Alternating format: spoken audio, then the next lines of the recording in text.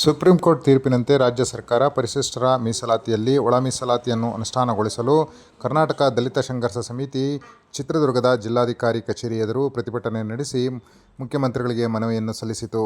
ಪರಿಶಿಷ್ಟರ ಮೀಸಲಾತಿ ಜನಾಂಗದ 101 ಜಾತಿಗಳಲ್ಲಿ ಸಮನಾಗಿ ಹಂಚಿಕೆಯಾಗಿಲ್ಲ. 3 ದಶಕಗಳಿಂದ ರಾಜ್ಯಾದ್ಯಂತ ನಿರಂತರವಾಗಿ ಹೋರಾಟಗಳು ನಡೆಯುತ್ತಿವೆ. ಈ ಹೋರಾಟದಲ್ಲಿ ಹಲವಾರು ಹೋರಾಟಗಾರರು ಜೀವನ ಮತ್ತು ಬದುಕನ್ನೇ ಕಳೆದುಕೊಂಡಿದ್ದಾರೆ.